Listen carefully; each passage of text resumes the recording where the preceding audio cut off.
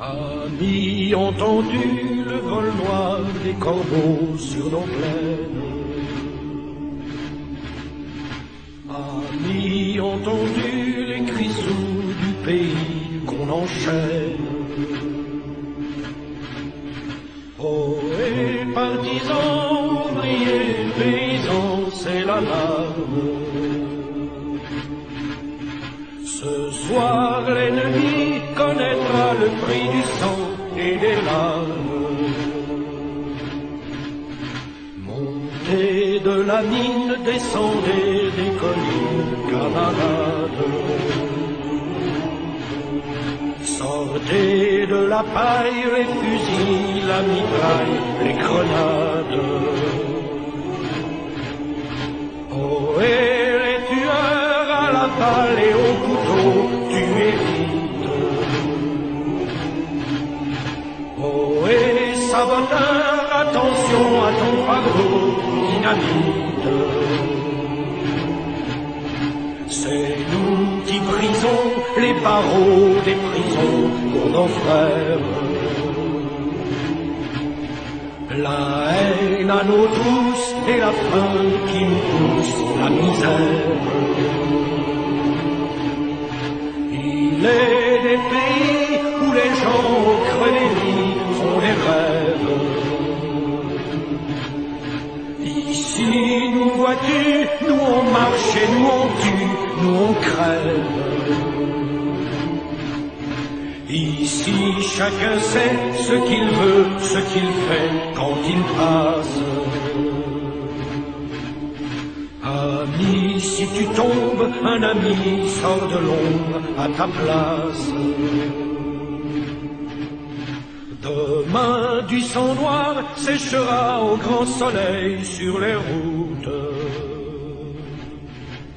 Chantez, compagnons, dans la nuit, la liberté vous écoute. Amis, entends-tu le vol noir des corbeaux sur nos plaines? Amis, entends-tu les cris sourds du pays qu'on enchaîne? Oh, et partisans, ouvriers, paysans, c'est l'alarme. Bonsoir à tous, c'est Infoscopie, c'est Mister X, et c'est la résistance qui parle à la résistance, la France libre à la France libre, les non-vaccinés aux non-vaccinés, ceux qui veulent rester humains à ceux qui veulent rester humains, bref. C'est Infoscopie, l'émission de ceux qui ne sont pas assez savants pour raisonner de travers. Alors, je rassure tout de suite, Sandra va arriver, elle est prise dans des embouteillages, évidemment. Bon, nos autoroutes sont construites en dépit du bon sens, nos routes sont construites en dépit du bon sens, donc elle est prise dans des embouteillages, elle va arriver. Donc, nous allons commencer le florilège, nous allons vous parler de Madame Georges quand Sandra sera arrivée, et surtout, restez bien jusqu'à la fin de l'émission parce que nous allons vous révéler trois choses explosives qu'est en train de faire le nouvel ordre mondial. D'abord, j'ai un document du ministère du renseignement israélien qui montre qu'ils veulent expulser tous les Palestiniens de Gaza. Il y a un nouveau métier qui va émerger, tenez-vous bien, assistant sexuel pour handicapés mentaux. Et figurez-vous que le nouvel ordre mondial, qui n'en est pas à une saloperie près, a imaginé de donner un permis d'élever des enfants. Mais commençons le florilège, parce qu'on va avoir de gros soucis. Tout comme le pape a dit que se faire vacciner était un acte d'amour, il vous demandera aussi de prendre la puce qui est la marque de la bête. Sa tâche est de faire adorer un faux Dieu, l'Antéchrist, et ainsi de très nombreux catholiques obéiront au pape, faux prophètes, et condamneront leurs âmes aux peines de l'enfer. Bon, cet homme-là est un hérétique. Je m'adresse aussi à ceux qui reconnaissent traditionnellement un semblant d'autorité au pape. Cet homme-là est un hérétique. Il ne prêche plus la foi catholique. C'est quelque chose qui est maintenant avéré. Voilà. Donc, je laisse chacun juge, mais moi, il y a longtemps que mon jugement est fait. Les conséquences de la guerre au Moyen-Orient seront lourdes sur les prix de l'énergie. Alors, je vous ai annoncé ça depuis maintenant un certain temps et il se trouve que c'est corroboré par monsieur Bruno Le Maire, ministre de l'économie, s'il vous plaît. Voilà, Bruno Le Maire vient d'alerter les Français sur les graves risques économiques liés au Proche-Orient. Toute extension du conflit amènera une flambée des prix de l'énergie, car nos approvisionnements en pétrole et en gaz sont directement menacés. Les producteurs arabes d'énergie peuvent sanctionner du jour au lendemain l'Europe et la France pour le soutien à Israël. Et toute escalade militaire, qui reste très probable, selon les experts, peut gravement affecter nos importations de pétrole ou de gaz oriental. Et d'ailleurs, euh, autrement dit, le risque est maximal sur les prix de l'énergie qui peuvent s'envoler dans les prochaines semaines. D'ailleurs, dès cet hiver, les Français pourraient avoir à payer de leur poche une nouvelle flambée des prix de l'énergie. Et surtout, ils risquent de subir une forte relance de l'inflation propulsée par cette nouvelle donne énergétique. Donc il devient urgent pour nous tous, pour les Français, de mettre à l'abri leur famille et leur patrimoine. Je vous ai déjà dit à plusieurs reprises de faire des réserves de carburant, de faire des réserves de tout. Bon, quand j'ai sorti ça, certains m'ont dit: «Mais tu délires». C'est le ministre de l'économie qui le dit, c'est pas moi.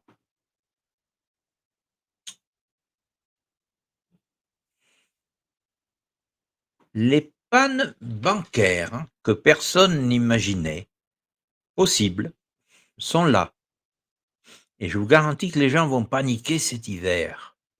Les plus grandes banques des États-Unis signalent des pertes bancaires généralisées pour le 6e jour consécutif. Dans le même temps, une autre banque vient de s'effondrer, marquant la 5e faillite bancaire de l'année 2023.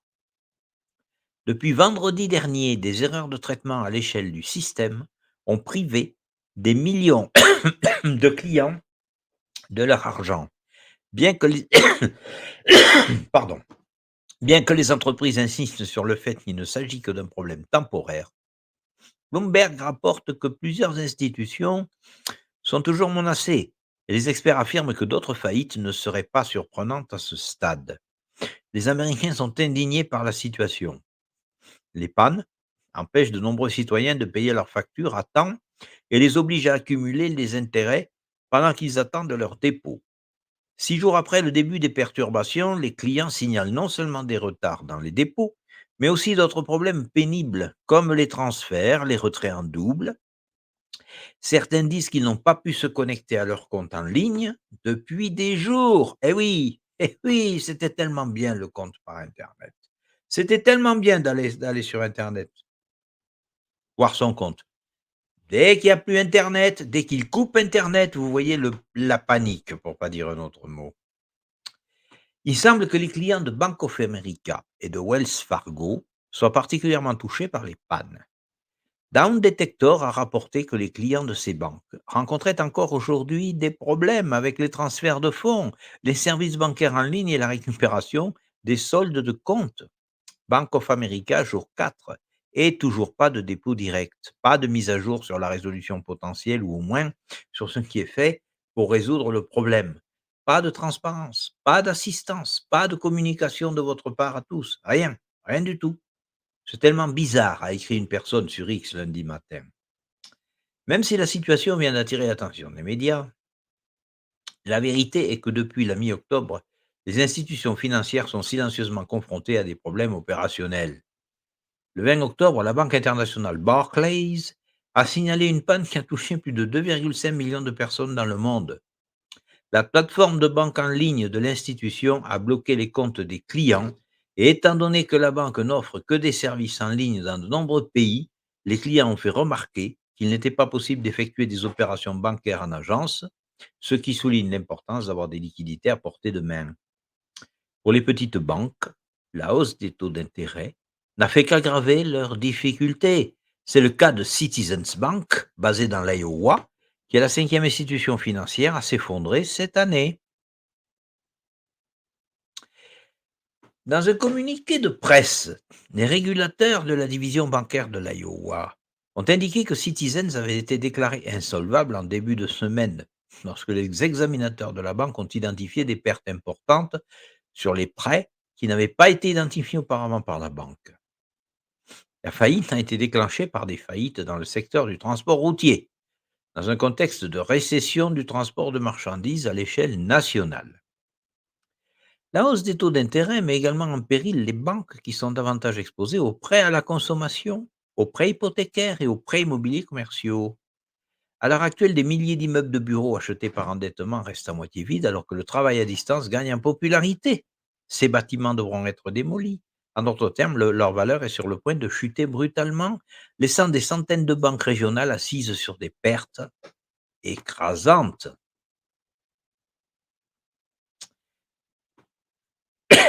Les entreprises étant confrontées à un resserrement des conditions de crédit, ce n'est qu'une question de temps avant que des faillites massives ne commencent à se produire. Cela créera une prophétie qui se réalisera d'elle-même, les emprunteurs ne remboursant pas leurs prêts, ce qui entraînera des pertes énormes pour les banques en difficulté qui feront également faillite. Nous sommes sans aucun doute au cœur d'une crise bancaire qui ne ressemblera à rien de ce que nous avons connu jusqu'à présent, et nous devrions élaborer une stratégie dès maintenant car les choses commencent à se présenter sous un jour très sombre. Alors, il me semble que je vous avais annoncé ça depuis des années. Je vous ai dit, entre autres, qu'il y aurait une faillite bancaire provoquée, parce que, je vous l'avais dit également, les gens ne pourront pas accepter la puce de leur plein gré, il y faudra un chaos. N'oublions pas que la devise du 33e degré maçonnique, c'est Ordo ab chaos. Donc on va priver les gens de leur argent. Et je ne crois pas me tromper de beaucoup en disant que ce qui est en train de se passer, c'est un test quelque part. Donc sortez votre argent des banques. Alors vous allez me dire: «Mais attends, Mister X, nous, on paye les trucs par prélèvement». Eh bien oui, mais non, tu payes pas tout par prélèvement. Une fois que tout ce que tu payes par prélèvement est prélevé, il y a un petit reste sur ton compte. Mais ce petit reste, tu le sors en liquide et tu payes, heu heu les choses en liquide. Alors comment ils font pour pour t'empêcher de faire ça? Beh, ils t'incitent à acheter sur Amazon et sur Le Bon Coin, c'est pas compliqué. Parce que là aussi, tu utilises la carte bleue. Bon, je crois que vous me comprenez tous. Alors continuons le florilège, j'espère que Sandra va arriver parce que, des rumeurs circulent donc, selon lesquelles Bank of America, la plus grande banque des États-Unis, pourrait s'effondrer prochainement.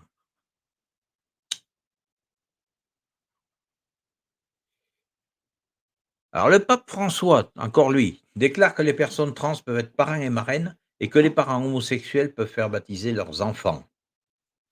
Le dernier document du pape François intervient alors que l'Église catholique enseigne que les mutilations corporelles délibérées, changer de sexe, et les actes homosexuels sont des péchés graves et que ceux qui demandent le baptême pour des enfants doivent avoir l'intention d'élever ces derniers dans la foi catholique. Bon, voilà, ça a été l'enseignement séculaire de l'Église, ben lui il revient dessus alors qu'il peut pas. Ne suivez pas cet homme.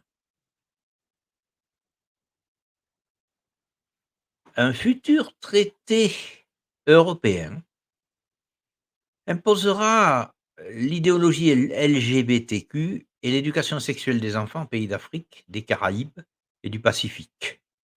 Donc un traité à venir outrepassera la souveraineté nationale et portera atteinte à l'innocence des enfants d'un grand nombre de pays qui ne s'y opposeront pas. Il est en attente de signature entre l'Union européenne et 79 pays d'Afrique, donc des Caraïbes et du Pacifique.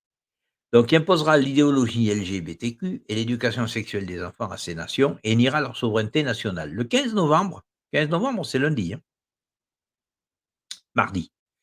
Le 15 novembre, l'Union européenne et les pays ACP, désormais connus sous le nom de l'Organisation des États d'Afrique, des Caraïbes et du Pacifique, signera un partenariat accord à Apia Samoa qui sera connu sous le nom d'accord de Samoa, qui sera considéré comme juridiquement contraignant pour les États signataires pendant 20 ans. Voyez où on va? Mais vous n'avez pas encore tout vu, restez avec nous jusqu'à la fin de l'émission et nous recevons enfin Sandra. Bonsoir, excusez-moi pour le retard. Voilà, tu es prise dans les embouteillages. Alors, mais Oui. puisque justement tu viens d'arriver, alors, quelles nouvelles de madame Georges? Écoutez, madame Georges, bah, c'est un petit peu compliqué en ce moment, hein. Elle a pu récupérer, bah, la cabine téléphonique, donc c'est Tiens, déjà tiens, donc beaucoup. ils ont retrouvé une part de son argent déjà, c'est Bah, à bien. première vue, ils ont dû retrouver une part de son argent. Ils lui ont quand même donné du papier WC qu'elle avait quand même commandé, ce qui est quand même, important. Oui, parce que alors il faut redire aux gens, en prison, vous êtes obligé de commander votre PQ. Il y a pas de Oui. PQ dans les toilettes des prisons. Non, non, donc elle est obligée Vive la de France en 2023. voilà et là, bah, ce qui est très grave, c'est que, bah, madame Georges, là, elle a des menaces très, très ciblées sur elle et tous les jours, il y a des propos antisémites, envers sa personne et là, bah, ils lui ont dit: «De toute façon, madame Georges, bah, on va vous faire glisser, gicler», Voilà, donc alors, vraiment, ils veulent s'en prendre à sa personne. moi je m'adresse à madame Samira Khelifa, au chef de la détention, Dominique Mounier, je crois, et à tous ces gens-là qui sont autour, monsieur le chef de la maison d'arrêt. Parce que, oui, vous avez bien entendu, madame Georges reçoit des menaces de mort parce qu'elle est juive. Et d'ailleurs, elle n'est pas la seule puisque, voilà, voyez-vous, il y a eu des coups de feu dans 2 écoles juives là, cette semaine. On vous en a pas parlé. Non, en effet. Alors, voilà. Donc, d'abord, je vais vous demander d'écrire, on remettra l'adresse en fin d'émission parce que ça, c'est tout à fait anormal. On n'a pas à recevoir des menaces de mort parce qu'on est juif ou juive. On a réduit ma propre grand-mère en cendres parce qu'elle était juive. Elle a fini dans la chambre à gaz d'Auschwitz parce qu'elle était juive. Je suis désolé, je ne peux pas supporter d'entendre dans mon pays en 2023 crier dans les rues de mon pays: «Mort aux juifs!» Et je vous dis, j'en profite pour vous le dire, n'allez pas à la marche contre l'antisémitisme dimanche, n'y allez pas parce qu'elle est prévue, c'est calculé pour qu'il y ait de la castagne, parce que vous savez que le RN y va. D'ailleurs, j'ai entendu, parce que c'est les forces de sécurité qui m'ont dit ça, qu'il y a, comment dirais-je? Les écologistes qui veulent faire un espèce de cordon sanitaire pour isoler le RN du reste du cortège, vous comprenez ce que ça va faire. Voilà. Alors il est hors de question qu'on continue à menacer madame Georges parce qu'elle est juive et ce soir, je voudrais qu'on prenne 4 minutes de recueillement, là, ensemble. Je vais vous passer une chanson juive, mais je voudrais qu'on prenne 4 minutes de recueillement parce que ceux qui ne sont pas juifs ou qui n'ont pas comme moi de racines juives ne peuvent pas comprendre ce que c'est d'être arrêté, mis dans un wagon à bestiaux, réduit en cendres, ou là, se prendre des coups de feu, se prendre des menaces antisémites parce qu'on est juif. Alors on va prendre 4 minutes de recueillement. Je crois qu'il y a des mots dans la chanson, 3 mots. Ils vont vous parler et j'aimerais, après cette chanson, avoir vos commentaires. Parce qu'après on va parler de choses graves. J'aimerais avoir vos commentaires. מול הרחמים שוכן במרחמים המצא מנחונך על כנפי השכינה במחלוס קדושים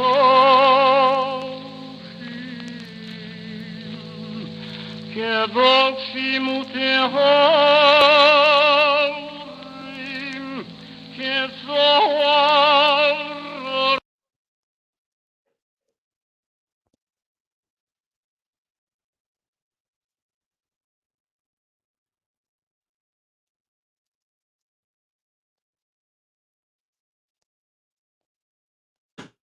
Alors, il y a un petit problème de pourquoi il y a un petit problème de son sur la vidéo? On va essayer de refaire.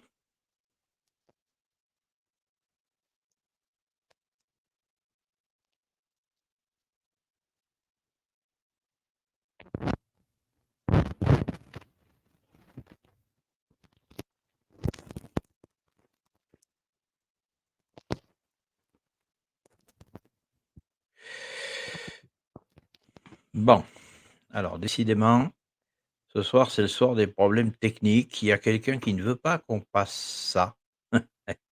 D'accord, très bien. Alors, ce que je voulais faire entendre, c'est simplement la prière des morts à Auschwitz, Majdanek, Treblinka. Vous entendez les 3 noms dans la chanson, et Auschwitz, Majdanek, Treblinka, pour faire comprendre ce que c'est que d'être menacé pour ce qu'on est, pour la religion qu'on pratique, mais pour ce qu'on est. Ça ne veut pas dire que je suis anti-palestinien, mais vous allez voir d'ailleurs, après. Mais il est impensable qu'on continue à menacer madame Georges parce qu'elle est juive. C'est pas possible ça. D'ailleurs, je crois, Sandra, que tu avais interpellé, je crois, le grand rabbinat de France. Oui, tout à fait, parce qu'il faut quand même savoir, c'est que madame Georges, il y a pas de rabbin qui vient parce qu'il y a plus de rabbin à Nîmes. Donc elle peut pas donc faire sa religion, voilà et son papa était quand même catholique, donc elle a aussi, eu la religion catholique et aujourd'hui, elle devait assister à une messe catholique et à la dernière minute, sans qu'on la prévienne, à la dernière minute, on lui a dit: «Ah non, madame Georges», alors qu'elle était inscrite, hein, et que c'était prévu depuis déjà quelques jours. On lui a dit: «Non, madame Georges, vous n'assisterez pas à la messe aujourd'hui, on va mettre quelqu'un d'autre à votre place».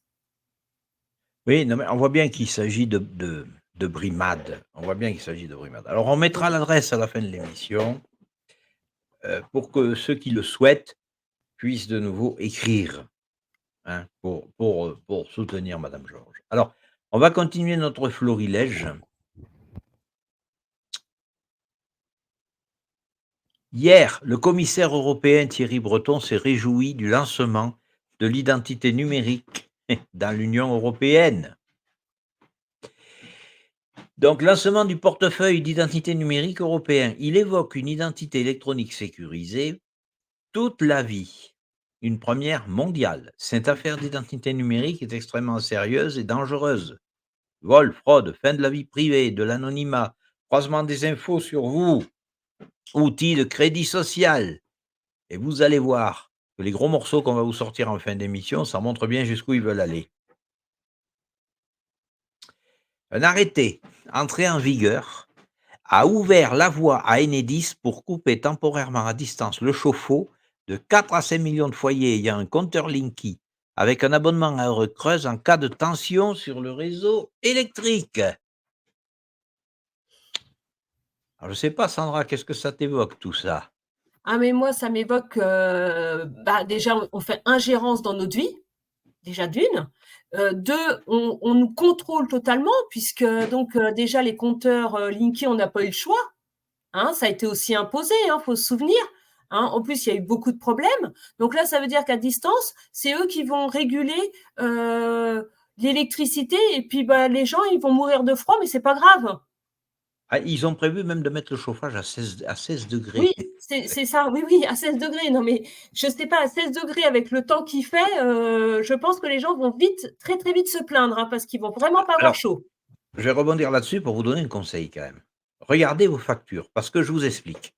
Le chauffage va être réduit à 16 degrés, mais la facture d'électricité ne va pas être réduite, elle. Je vais vous raconter ce qu'ils m'ont fait dans un autre registre. Bon, moi, j'habite la maison de mes ancêtres. J'ai une cheminée à feu de bois dans chaque pièce. Vous voyez, ici, je suis dans mon bureau, j'ai le feu de bois ici devant. Donc, l'hiver, je me chauffe au bois. Donc, été comme hiver, qu'est-ce que j'ai? L'ordinateur, le frigo, la machine à laver, l'éclairage. Et le premier hiver que j'étais ici, je me trouve avec une facture d'électricité à 200 balles pour les mois d'hiver. Je dis: «Mais attendez, ça va, il y a un petit problème là». Et la nana au bout du fil: «Monsieur, vous avez mis le chauffage». «Ah!» Bon, j'ai fait constater par un huissier qu'il n'y a pas de radiateur chez moi, qu'il n'y a que des cheminées à bois. Et avec le constat de l'huissier, j'ai dit maintenant vous allez m'expliquer pourquoi je paye autant que le voisin qui a des radiateurs. Et là, j'ai découvert qu'en fait, il facture quasiment la même chose pour tout le monde. Donc, qu'est-ce qui va les empêcher si vous n'y regardez pas? Si vous mettez le chauffage à 16 degrés dans votre compteur Linky, ben vous consommez moins, mais eux, ils facturent autant. Et c'est quoi le résultat? Ben, si vous consommez moins, ça leur coûte moins, ils facturent autant, la marge, elle est plus grande et ils payent plus de dividendes à leurs ministres et députés et actionnaires. C'est tout. C'est tout.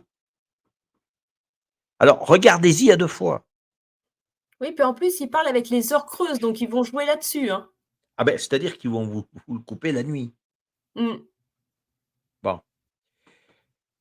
Mais de toute façon, toutes les saloperies se font la nuit. Ah oui, les gens, ils dorment. Alors, on continue le florilège.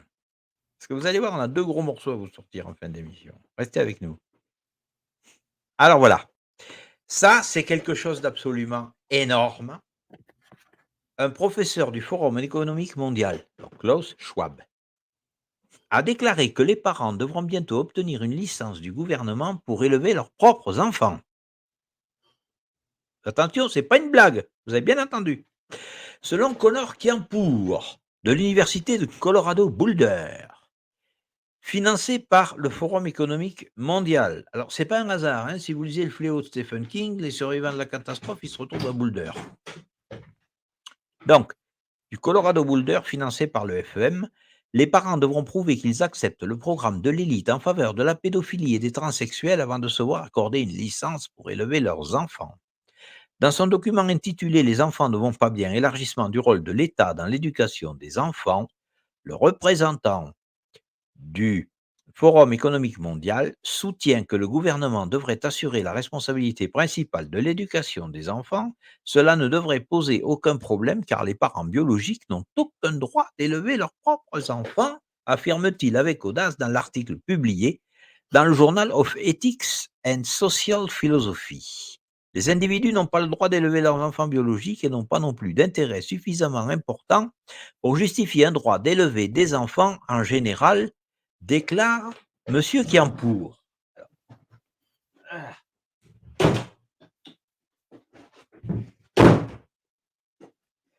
Voilà, excusez-moi, mais j'ai un chien qui sait ouvrir les portes. Puisque ces droits n'existent pas, poursuit-il, on ne peut pas dire que les politiques parentales réglementées les mettent en péril, rapporte harbingersdaily.com. Puisqu'il n'existe pas de droit pour un parent d'élever ses propres enfants, l'État n'a pas besoin d'une justification spéciale pour instituer et appliquer un système d'autorisation parentale, dit-il. En bref, selon Kiampour, les parents qui n'obtiennent pas l'approbation du gouvernement seraient confrontés à l'enlèvement de leurs enfants par l'État. Vous voyez, c'est open bar, ça va être le placement à outrance. Pour obtenir une licence du gouvernement pour élever des enfants, Kiampour envisage une série d'exigences, y compris des tests, pour déterminer si les futurs licenciés ont des opinions approuvées par le gouvernement mondial sur une série de questions. Certaines personnes ne sont pas aptes à élever des enfants parce qu'elles font preuve d'une intolérance inacceptable à l'égard de certaines origines, de certains modes de vie, donc les pédophilies et LGBT. Il considère notamment que le soutien inconditionnel à la sodomie et à l'homosexualité est une condition sine qua non pour être autorisé à élever des enfants. On touche le fond, mes amis. On touche le fond. Les individus fortement homophobes sont inaptes à élever des enfants, affirme M. Kiampour, qui soutient que les racistes, les sexistes et autres intolérants devraient tous être éliminés en tant que parents par le biais de tests de point de vue et de licence parentale. Ironiquement, les propos de M. Kiampour prouvent qu'il est un bigot qui est objectivement intolérant à l'égard des chrétiens, des musulmans, des juifs orthodoxes et des milliards de personnes dans le monde qui ne partagent pas son point de vue marginal sur l'homosexualité. Il est également intolérant à l'égard des personnes qui pourraient être affiliées à des organisations non nommées qui nous donneraient des raisons de penser qu'elles sont d'une intolérance inacceptable et par conséquent qu'elles ne peuvent pas être parents. Pour déterminer si les parents seraient autorisés à élever leurs propres enfants, Campour soutient que les fonctionnaires du gouvernement devraient élaborer des normes pour la compétence parentale. Le gouvernement évaluerait alors si des individus particuliers répondent à ces normes et empêcherait ceux qui ne répondent pas à ces normes d'élever des enfants. Euh, on est en plein nazisme là, hein. Dans une analyse dévastatrice des fantasmes totalitaires de Campour, Kimberly Hells, leader pro-famille, souligne les implications et le danger d'une telle escalade de l'extrémisme. Si elles sont prises au sérieux, les idées de Campour pourraient perturber de manière sismique le fonctionnement des familles et par conséquent le fonctionnement du monde, écrit Hells. Alors évidemment, leur but c'est de détruire les familles, hein.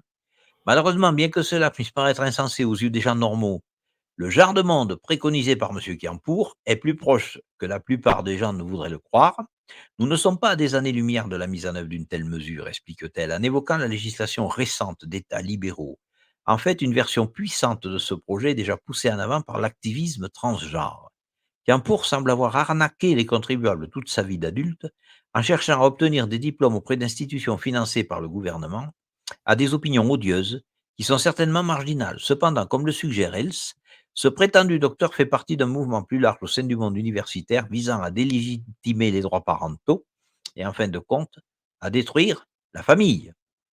D'autres totalitaristes plus en vue dans le monde universitaire avancent des arguments similaires. Le professeur de droit James Dwyer du William and Mary College, par exemple, prétend démystifier les droits parentaux tout en plaidant pour une prise en charge totale par l'État.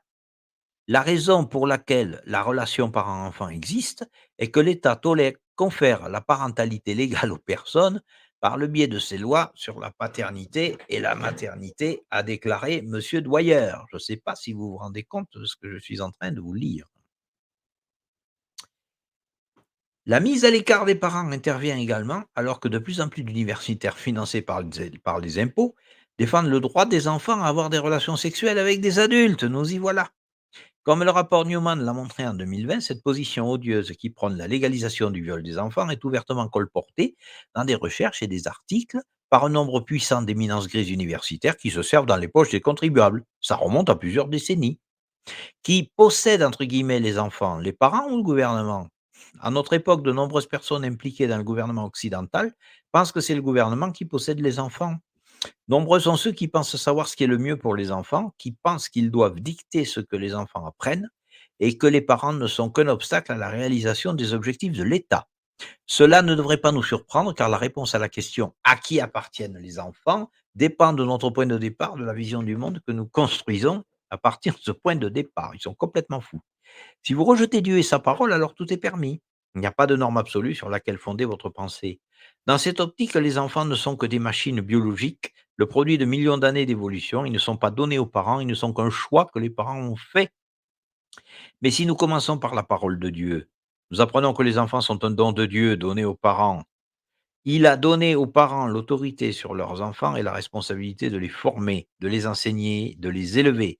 Il ne s'agit pas d'un simple choix, d'une responsabilité du gouvernement. Les enfants sont la responsabilité des parents parce que Dieu a donné les enfants à leurs parents pour qu'ils les forment pour lui. L'unité familiale n'a pas évolué. Dieu a créé la famille lorsqu'il a créé le mariage.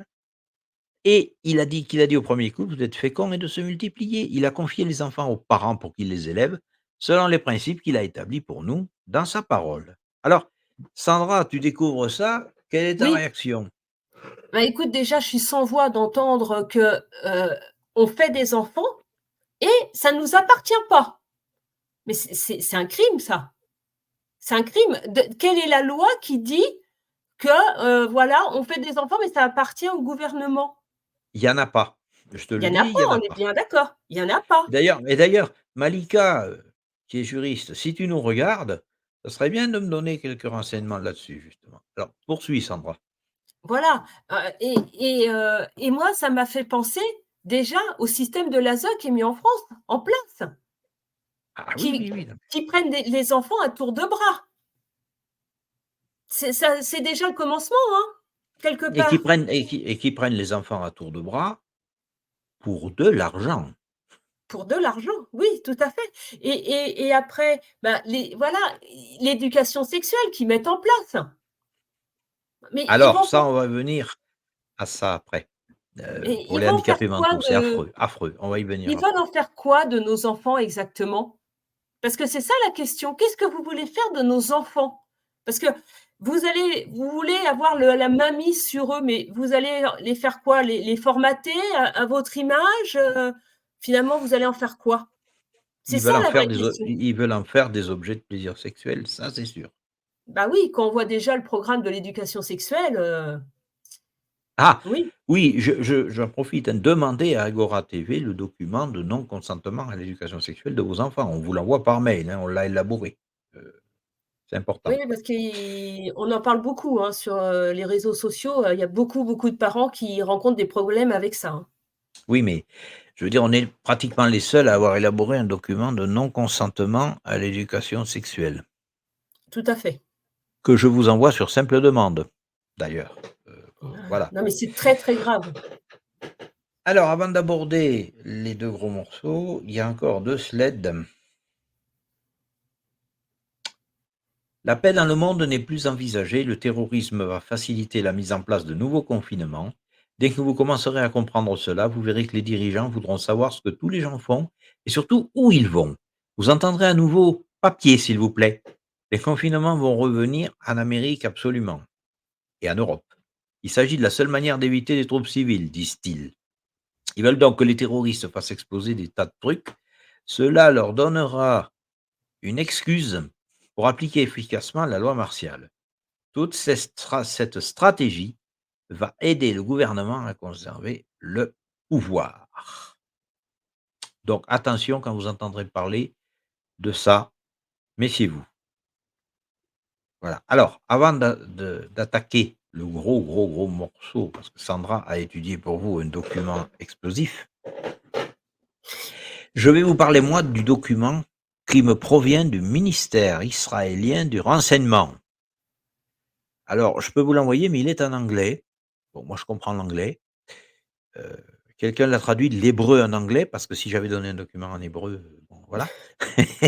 Mais on voit bien que c'est un document en tête Intelligence Ministry, Policy Department. Policy paper option for a policy regarding Gaza's civilian population. Et ce document, d'une 8aine de pages, là, le voilà. Voilà.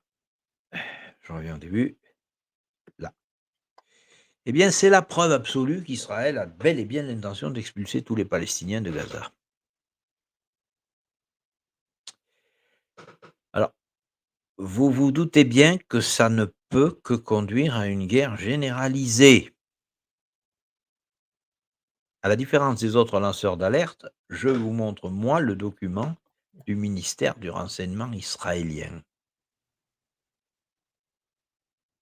Voilà, je ne fais pas de commentaires en l'air.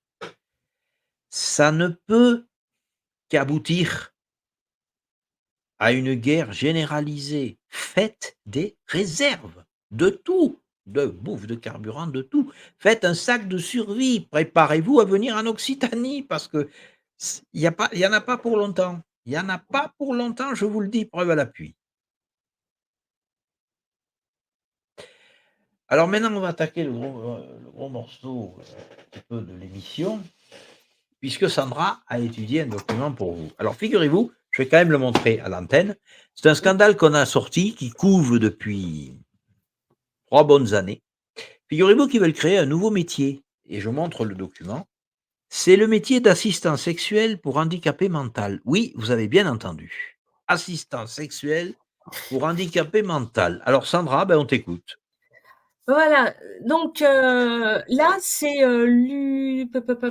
voilà, c'est l'UNAPEI, hein, qui accompagne les personnes donc en situation de handicap vers Alors théoriquement une API pour nos spectateurs, c'est Union oui, nationale des associations de parents de parents d'enfants inadaptés. donc qui est adapté. Théoriquement, ils doivent les amener vers une autonomie ou une autodétermination. Voilà. Il faut quand même savoir que ça s'adresse quand même, ils le disent, hein, Le handicap est accompagné d'un déficit des fonctions cognitives, relationnelles et communicationnelles. Donc, ce sont quand même des personnes qui ont des handicaps qui sont quand même relativement lourds. Hein. Donc, cognitive, c'est tout ce qui est quand même lié donc, au cerveau. Hein. Donc, ils n'ont pas la même vision que nous, adultes normales, on a, et même les mêmes relations qui vont s'installer. Ça, c'est très important. Parce que là, on va leur demander, on va vouloir les éduquer, et surtout qu'une assistance sexuelle vienne et leur parle de sexe. Non, Voilà. mais leur parle, leur fait faire, c'est-à-dire Voilà, c'est ce que j'allais c'est rajouter. quelqu'un qui leur fait faire l'amour. Voilà, c'est ça, C'est ça que leur c'est parler comme ça qu'il faut le et dire. leur faire faire, les découvrir. Donc, moi, j'ai pris part, donc j'ai lu le document, et ce qui m'a déjà surpris, c'est le peu de personnes quand même qui ont été, qui ont témoigné pour leur questionnaire quand même. Hein. Il y a quand même très peu de personnes, hein, parce Oui, qu'ils ont fait 3 groupes. c'est très orienté, oui, Ah oui, très oui, parce orienté. qu'ils ont un groupe de famille, il y a 14 personnes. Hein. Un groupe de professionnels, 18 personnes, et un groupe de personnes accompagnées que 8 personnes.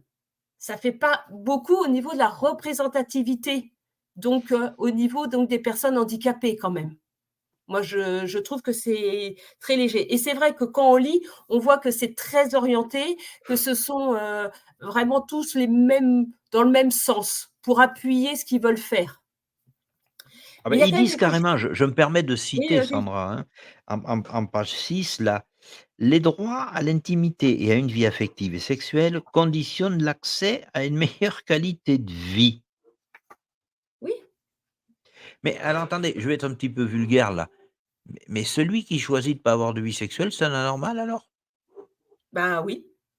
Oui, oui, oui, ça, oui, et puis ils disent bien, hein, un accompagnement de la personne dans les actes les plus intimes, Et alors, ils hein. poursuivent, toujours en page 6: «Choisir sa vie, c'est aussi avoir la possibilité d'exprimer ses désirs, d'accéder au plaisir, de vivre une relation amoureuse, de partager son quotidien avec l'être aimé ou encore d'avoir des enfants». Mais 2 handicapés mentaux qui font un enfant normal, l'enfant est systématiquement placé. Oui, Voyez où il va l'avenir? oui, oui, tout à fait, et en plus, enfin, il y a des personnes, comme tu l'as très justement dit, qui ne ressentent pas, cette notion de désir, ou qui n'ont pas d'envie, hein. Donc là, qu'est-ce qu'on va faire? On va leur créer un manque, un besoin qu'ils n'avaient pas, initialement, hein, qu'ils ressentaient pas. Donc là, on va leur créer pour après faire quoi? Qu'ils soient dépendants, et Et dépendants de attends, la personne? alors justement, c'est encore dans le document à la page 10, je vais me permettre de le citer, hein, tu réagiras à ma citation. Vas-y. Parmi ces solutions, certaines associations préconisent la création de services dits d'assistance sexuelle, consistant en un accompagnement de la personne dans les actes les plus intimes par des professionnels formés et agréés. Alors moi j'ai 2 questions: formés par qui? Oui. Agréés par qui? Oui, tout à fait. Parce que là, ils mettent en parallèle quand même que, bah oui, mais il y a des gens, ils font appel à des prostituées. Donc vous savez, la prostitution, bah, c'est interdit en France, hein. Voilà, donc il faut légaliser. Mais Alors, est-ce que rectificatif, c'est pas la prostitution qui est interdit, c'est le racolage. C'est d'aller chercher les clients. oui, Bon, c'est ça, c'est mais par contre, effectivement, une association qui proposerait aujourd'hui, dans le cadre de la loi, qui proposerait aujourd'hui une assistance sexuelle peut être poursuivie pour proxénétisme. voilà. Bon, pour ça qu'ils veulent faire changer la loi, comprenez? Bah voilà, Autrement ils veulent faire dit, ce que la loi interdit, ce qui est mal, on va le transformer en bien, encore une fois. oui, parce qu'ils le disent bien dans la page 6, ils le disent: «Le cadre législatif actuel ne reconnaît pas le statut d'assistante sexuelle en France». Alors, il y a d'autres pays où ça se fait, hein, notamment la Oui, il y a d'autres Suisse. pays que ça se fait, mais en France, en tout cas, ça se fait pas. Donc ils veulent, bah, se mettre à la page et créer des assistantes sexuelles. Mais comme tu l'as dit, hein, qui va les former? Ah mais moi, Et je voudrais puis bien savoir.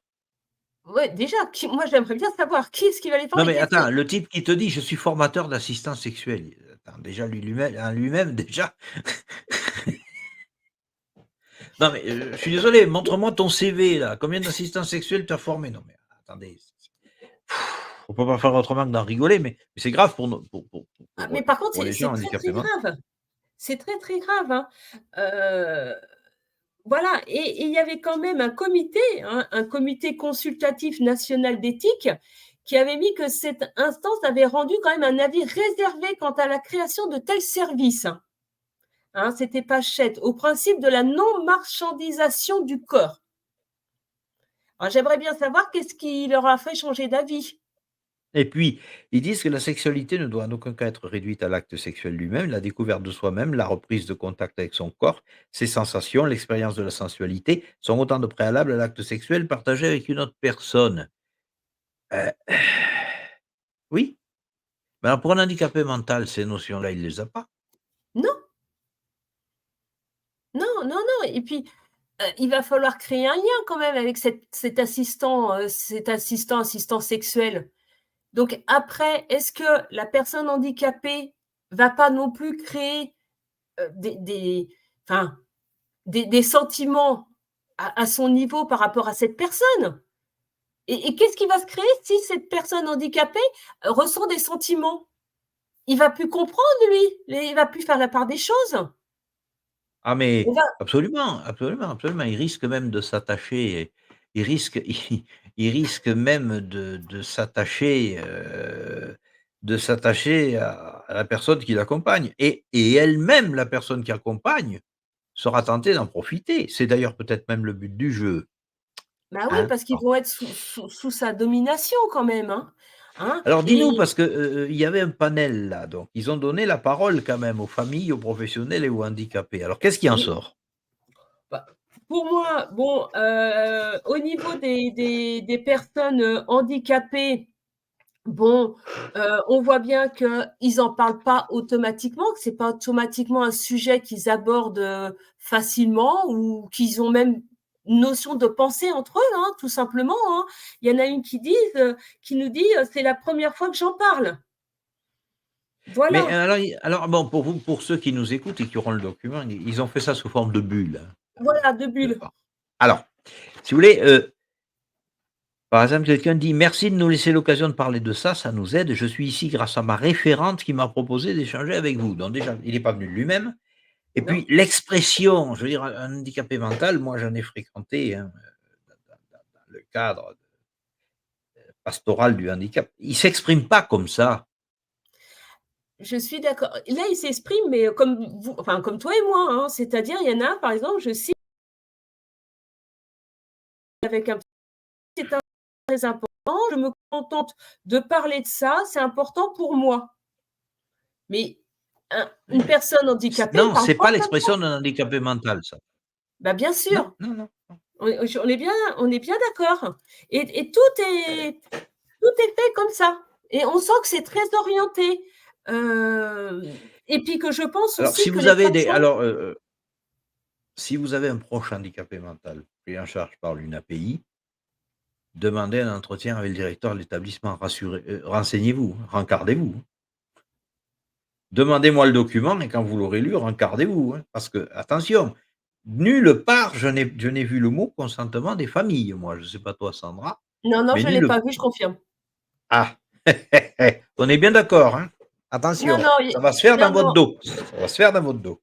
Oui, oui, ça fait, oui, oui et il y en a même, si tu prends page 14 où ils parlent qu'ils voient des films. Ah oui, oui, oui, oui, oui. Alors je prolonge ce que je disais. Ça se fera sans votre consentement et avec la complicité des organismes de tutelle, Jean Rudaf. C'est important à le dire aussi. Oui, alors effectivement, page 14, ils disent qu'ils voient des films, oui. Oui, j'ai vu une vidéo avec un homme et une femme qui ont fait ce que vous avez dit. Donc en plus, ils disent pas ce qu'ils font. Ils disent Cette ce femme que était dans une vous chaise avez non mais dit. attendez, cette femme était dans une chaise roulante. La femme paie pour que l'homme lui fasse du bien, lui fasse des câlins et l'accompagne. On filme de la prostitution d'une personne handicapée Oui, et on vient leur donner ça comme exemple d'accompagnement sexuel possible? Oui, oui, oui. Et en Belgique, c'est pareil, hein, ça se fait également, hein. Alors, Hein. excuse-moi Sandra, mais il y a plus de commentaires là. Je pense que les gens sont sidérés là. Pas la première fois que les gens sont sidérés dans nos vidéos, mais bon. Alors, qu'est-ce que disent alors ça, c'est ce que disent les personnes handicapées. Alors Voilà. que disent les familles maintenant? Alors, bah, les familles, donc il y a que 14 participants, hein. Donc beaucoup de femmes, 12 femmes et que 2 hommes. Donc en plus, on n'a pas une parité homme-femme, hein. Je sais pas pourquoi, ils nous disent pas. Ah beh, hé, attends, Heu, attends. Hé. Les personnes qui travaillent à l'UNAPI sont à 80 des femmes. ah bah, Les assistantes sociales sont à 80 des femmes, les juges des tutelles, les juges d'ailleurs tout court, sont à 80 des femmes. Bon, parlez-moi de l'égalité homme-femme. Je me suis fait voilà. agresser comme ça un soir à une conférence féministe parce qu'ici, j'ai dit: «Mais oui, je suis pour l'égalité homme-femme. Mais attendez, madame le commissaire de police, madame la colonelle de gendarmerie, madame le procureur, madame la présidente du tribunal d'instance, madame le préfet, ça fait beaucoup. On est où nous?» Je me suis fait sauter dessus par des furies qui m'ont dit que j'étais un extrémiste. Alors, bah, les parents, eux, ils sont pris un petit peu ils disent qu'ils sont pris dans le dilemme de la sexualité. C'est-à-dire, bah, ils ont la compréhension et le désarroi. Bon, mais il y en a une qui dit: «J'interviens dans ce groupe en tant que parent, mais aussi comme représentant associatif». Donc Attends, déjà, c'est où ça, oui, c'est je page vois, je vois. 19, Non, non, mais je l'ai. tu vois? Mmh. Oui, et nous avons Donc reçu des témoignages de personnes ouais. qui réclamaient à corps et à cri les services d'une prostituée. À corps et à cri d'une partie, mais c'est qui exactement qui demande à corps et à cri le service d'une prostituée? Est-ce que ce sont les parents ou est-ce que c'est Voilà, vraiment la bon, personne handicapée? je garde bien de le dire. Et alors il y a la bulle d'à côté qui pour moi quand même est très, très, très, très, très significative. En Oui, France, nous sommes à la traîne, nous mettons de la morale à des endroits où elle n'a pas lieu d'être. Alors ça, c'est très important. Nous mettons la morale à des endroits où elle n'a pas lieu d'être. Bien. Excusez-moi, mais le diable, il a pas de morale. Ces gens-là, ces élites, ils n'ont pas de morale et justement, ils sont en train d'enlever la morale d'absolument tout. C'est pour ça que lire ça oui, continue Sandra. et puis si tu continues ta bulle, elle dit: «Aujourd'hui, on parle beaucoup d'inceste». Oui, bon, on en parle, mais ça fait pas non plus la une, hein. «Il est important que les parents ne soient plus amenés à avoir ce genre d'actes». Mais moi, ça me sidère. C'est-à-dire, mais qu'est-ce qu'ils font avec leurs enfants Avec leurs enfants handicapés mentaux. handicapés mentaux? Qu'est-ce qu'ils font? Voilà, non mais c'est ça, non mais le problème attention, on a une génération de parents qui est formée.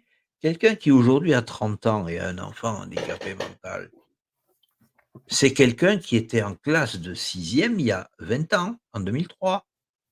On parlait déjà de ça. Je m'excuse, hein, mais les gens qui ont gardé les valeurs, c'est les vieux cons comme nous, les quinquas.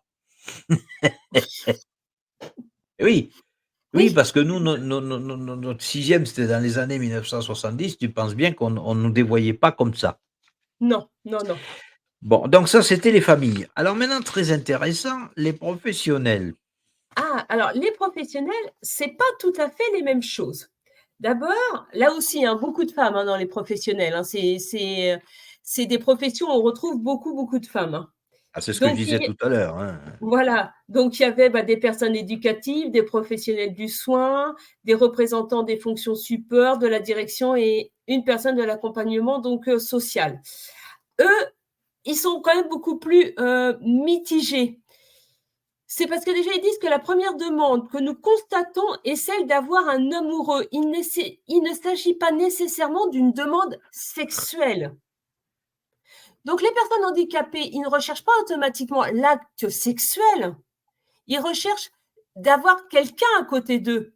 de l'affection ou une personne, mais pas automatiquement, voilà, l'acte sexuel comme on l'entend et comme ils veulent le mettre en place avec une assistante sexuelle. Alors, il faut, comment dirais-je? Recadrer le propos du professionnel. Parce que le professionnel qui parle là-dedans, c'est quelqu'un qui est en situation de travail. Donc, sous contrôle d'une hiérarchie et qui, peut voir sa responsabilité engagée par une ou plusieurs familles en raison de ce qu'il dit. Donc il te dira jamais, le professionnel: «C'est bien l'assistance sexuelle». Ah non. Parce qu'il suffit qu'il y ait une famille chrétienne qui a un enfant handicapé, il lui tombe dessus. Donc et il ne s'agit pas nécessairement d'une demande sexuelle. Alors mais poursuis les professionnels parce que c'est Alors, très important. oui, les professionnels, eux, bah, ils nous disent que il y a des ils essaient de répondre à des attentes qui sont plus ou moins facilement exprimées par les personnes qui les accompagnent. Là, ils rappellent quand même qu'en l'état actuel des choses, la loi française proscrit toute forme de recours à la prostitution, donc ils se couvrent, hein. Pour autant, la prostitution en tant que telle n'est pas illégale, mais la loi sanctionne aussi bien le client, c'est-à-dire la personne accompagnée, que l'intermédiaire, le professionnel, qui peut être poursuivi donc pour proxénétisme. C'est ce qu'on disait tout à l'heure. Donc c'est vrai que les professionnels sont quand même beaucoup, beaucoup plus prudents, hein. Et ils disent bien que le consensus est établi sur le fait que l'assistance sexuelle ne peut se limiter à une pratique strictement génitale. Ouais. Seulement en page 24, il y a une bulle où quelqu'un dit: «Nous avons pu rencontrer 2 personnes qui pratiquent l'assistance sexuelle de façon illégale». Donc ça existe de manière illégale. Elles Oui. nous ont permis de mieux comprendre en quoi peuvent consister ces pratiques. Mais est-ce que vous vous rendez compte un peu de ce que je suis en train de vous lire là? Pas moi, hein, c'est la bulle là, ici, là, en page 24, là. Mmh. Je ne sais pas si vous vous rendez compte de ce que je suis en train de vous lire. Ça veut dire que là, ce document, je remonte la couverture, constitue la preuve que l'assistance sexuelle est d'ores et déjà pratiquée de manière illégale et que sans doute, elle l'est tellement qu'ils veulent la légaliser. Tout à fait, tout à fait. Et d'ailleurs, bah, sur cette même page 24, tu as une bulle où ils disent que l'APAS, qui est une association qui milite pour la promotion de l'accompagnement sexuel, donc il y a bien des associations qui prônent, hein, l'accompagnement sexuel, parle plus volontiers d'assistance sensuelle, parce que c'est beaucoup plus adapté. Bah oui, c'est sûr que sensuel, c'est moins brut que sexuel. Voilà, on peut Voilà. mettre un petit peu tout ce qu'on veut derrière sensuel, mais ça n'en reste qu'ils prônent quand même l'accompagnement sexuel. Ils le Bon, disent. moi, C'est très j'aimerais que vous me important. disiez, là, je vois qu'il y a pas beaucoup de commentaires. Moi, j'aimerais que vous me disiez, vous qui nous écoutez là en ce moment, ce que vous pensez de cette horreur. D'autant plus, je pense, ne pas me tromper, en disant que sur Agora TV, on est les seuls à sortir ça, hein. Il n'y a pas un lanceur d'alerte qui vous sortira ça au jour d'aujourd'hui parce que c'est tellement verrouillé, quadrillé, barricadé que alors j'aimerais quand même, avoir votre point de vue. Alors il y a quelqu'un qui dit: «Arrêtez de faire des gosses». Évidemment. Enfin, on n'est pas des parfaits, on n'est pas des cathares, il faut bien que l'espèce humaine se reproduise aussi. Bon, mais moi j'aimerais que voilà, que vous disiez ce que vous en pensez, là dans les commentaires. Parce que je veux dire, bon, c'est vrai que Sandra et moi, on a été sidérés quand on a lu ça, parce que Oui, personnellement, quand je l'ai eu, c'est moi qui l'ai eu en premier et quand je l'ai eu, j'ai dit: «Mais attends, tu lis mal là, non, il y a un problème». ah oui, oui, moi c'est pareil, je m'y suis remis à plusieurs fois parce que, j'avais l'impression que non, c'est après je me suis dit: «Après l'éducation sexuelle des enfants, maintenant, c'est l'éducation sexuelle pour les personnes handicapées. Mais à quand pour les adultes?» Je me suis posé la Atten question. attention. Il est écrit en page 25 qu'il faudrait mener une étude des besoins car a priori il y a peu de demandes pour ce type Oui, d'assistance. Mais expliquez-moi comment vous allez étudier, faire une étude de marché sur les besoins sexuels? oui, il y a pas et en plus et c'est quand même un professionnel qui le dit, qu'il y a peu de demandes pour ce type Il y a peu de demandes. Donc, moi ce que je me suis dit, mais ils vont créer quoi? Ils vont créer un besoin, mais c'est pas Voilà. les personnes handicapées, je me suis dit: «Mais les personnes handicapées, c'est pas un objet, c'est pas une marchandise, c'est des êtres humains et on va les considérer comme des objets, puis on va créer un besoin qu'ils n'avaient pas du tout. Mais qu'est-ce que ça va avoir comme impact après pour eux dans leur vie?» Mais attendez, parce que page 27, évaluation des besoins, liberté, choix et consentement. Comment aborder la question des critères d'attribution d'un assistant sexuel? Oui. À partir de quand la personne peut-elle relever d'une telle aide? Mais on croirait qu'on parle d'une prestation CAF là. Ah oui, oui, oui. Quelles sont les limites? La démarche relève-t-elle du domaine médical ou du domaine psychologique? Des critères d'attribution d'un assistant sexuel. Mais je veux dire, attendez, on est où là? Oui, oui, oui, et on n'a pas l'impression, pour moi, quand j'ai lu le document, mais on parle pas d'être humain. Ça reste Quelqu'un il des êtres. dit il y a quelqu'un qui écrit: «J'avais vu un reportage sur ce genre d'activité, assouvir les besoins sexuels des personnes handicapées, ça se fait depuis un moment déjà, c'est n'importe quoi». Quelqu'un d'autre qui dit: «C'est dingue». Et oui, j'envoie le document sur simple demande, hein. Moi, je prouve toujours mes dires, hein. Vous savez que moi, ma marque de fabrique, c'est la preuve, hein. Donc moi, je voilà. Heu, Mais c'est vrai, moi je rejoins, cette personne-là, en commentaire parce que moi c'est pareil, j'avais vu un reportage, je pense qu'on avait dû voir le même, où, justement, bah, il y avait des parents qui faisaient venir et ça s'appelait comme ça, une assistante sexuelle pour leur fils et ça alors m'avait laissé sans voix et enfin franchement je j'en revenais pas, hein, et pour c'était pas une info, celle prostituée, hein. pour info, celle qui a lancé ça, c'était sous Macron. C'était Sophie Cluzel, la secrétaire d'État au handicap, qui elle-même a une fille handicapée, d'ailleurs, handicapée mentale.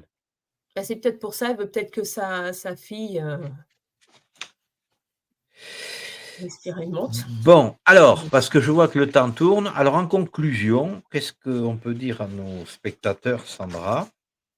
Bah, en conclusion, c'est que déjà, il reste beaucoup, beaucoup de questions déjà en suspens qui sont pas réglées.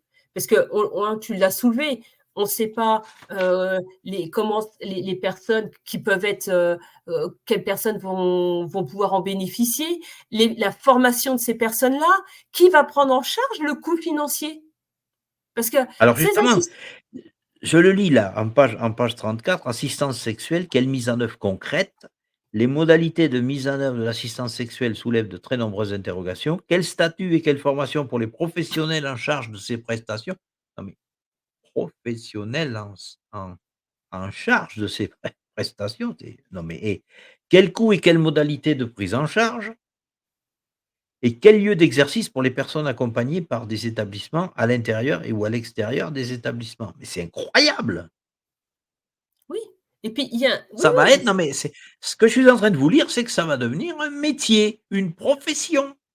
Oui, oui, oui, ça va devenir une profession et en plus, comme il le dit juste au-dessus, mais où placer le curseur entre protection et autodétermination? C'est-à-dire que ces personnes handicapées, il faut quand même les protéger parce que finalement, on ne sait pas comment elles vont être formées ces personnes-là. On va rien savoir de ces personnes-là. Sur la formation, elles vont arriver, voilà, bah, j'ai un statut, je suis assistante sexuelle. Oui, mais qu'est-ce qu'on va savoir de votre vie? Parce que quelque part, rien ne nous dit que vous allez si la personne handicapée n'est pas consentante, comment elle va pouvoir l'exprimer? Et je vais plus loin, en parlant du statut. C'est rémunération à l'acte ou rémunération globale? Je fais le provocateur là, hein, mais c'est voulu. Rémunération à l'acte ou rémunération globale? Non mais vous voyez que c'est vraiment un truc de fou. Oh C'est non, vraiment mais un truc de fou. mais on ne sait Bon. pas où ça va s'arrêter. Alors moi, le conseil qu'on peut vous donner, Sandra et moi, il est simple. D'abord, si vous avez un enfant à l'UNAPI, moi, je vous conseille de me demander le document. On va remettre d'ailleurs là, j'ai oublié de remettre l'adresse de l'émission, excusez-moi. Là, on va remettre la bannière. Donc, demandez-moi le document, je vous l'envoie sur simple demande. C'est prêt à être envoyé. Et allez avec ça voir le directeur de l'UNAPI et dites-lui: «Touchez pas à mon proche handicapé mental». Dites-lui bien que vous ne consentez pas. Au besoin, si j'ai suffisamment de demandes, j'élaborerai un document de non-consentement à ça, parce que c'est une ignominie. Voilà. Alors, donc on a eu quand même ce soir un sacré florilège et puis, des sacrés gros morceaux.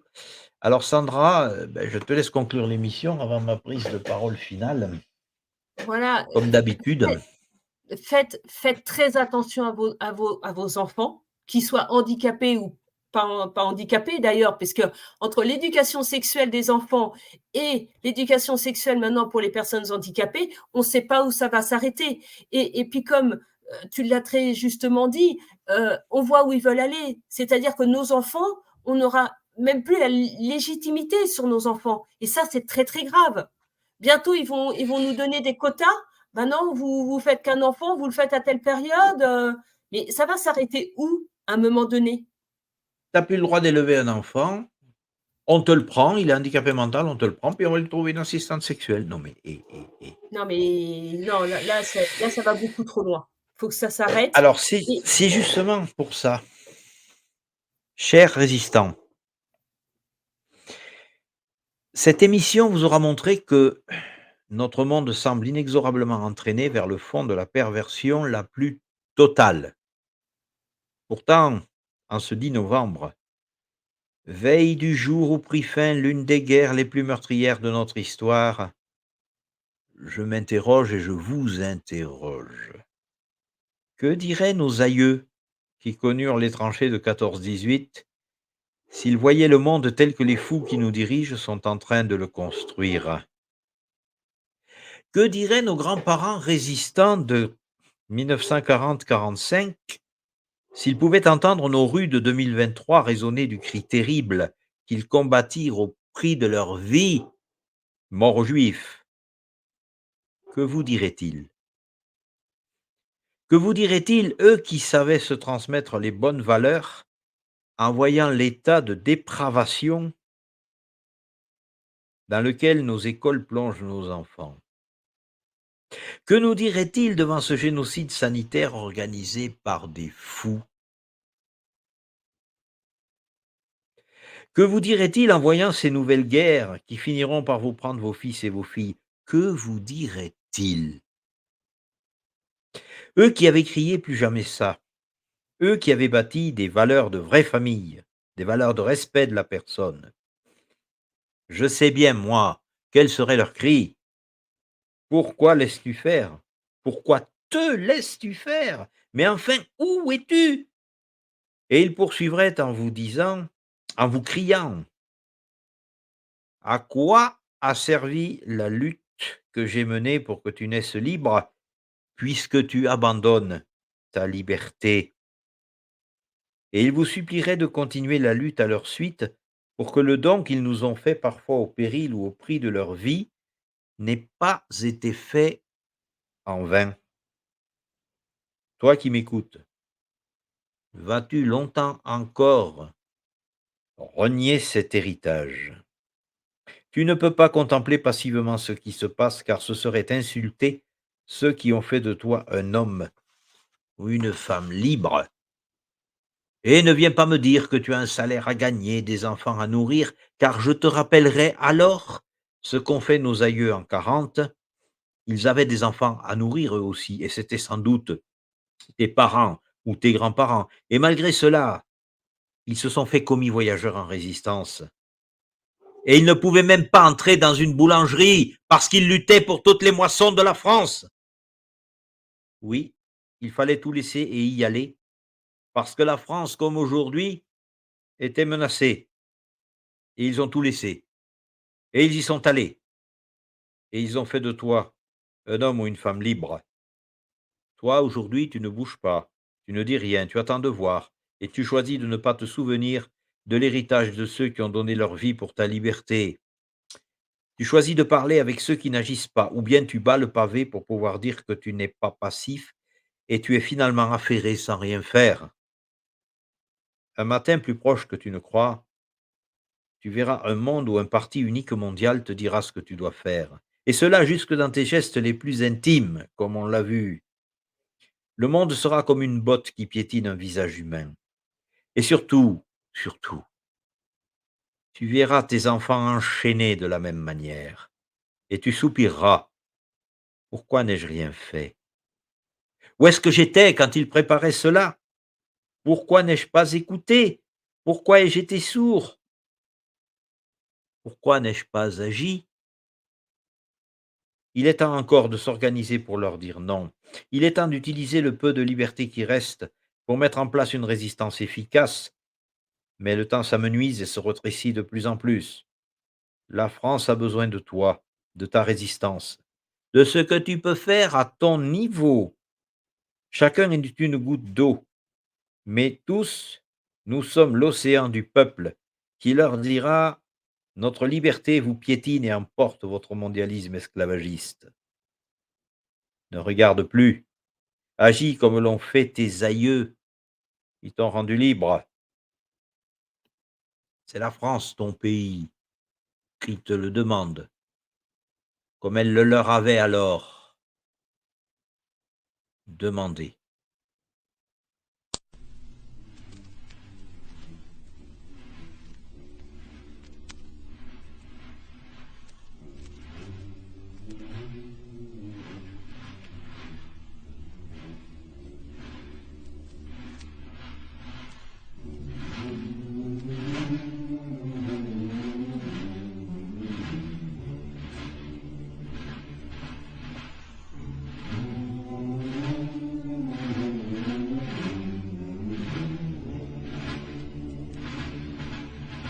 Amis, entendu le vol noir des corbeaux sur nos plaines.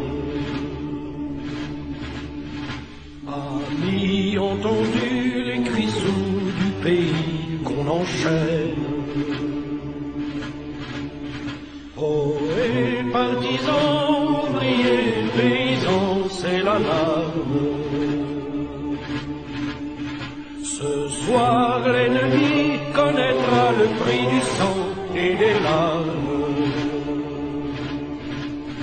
Montez de la mine, descendez des collines, camarades. Sortez de la paille, les fusils, la mitraille, les grenades. Oh, et les tueurs à la balle et au couteau, tuez vite. Oh, et saboteur, attention à ton fardeau, dynamite. C'est nous qui brisons les barreaux des prisons pour nos frères. La haine à nos tous et la faim qui nous pousse la misère.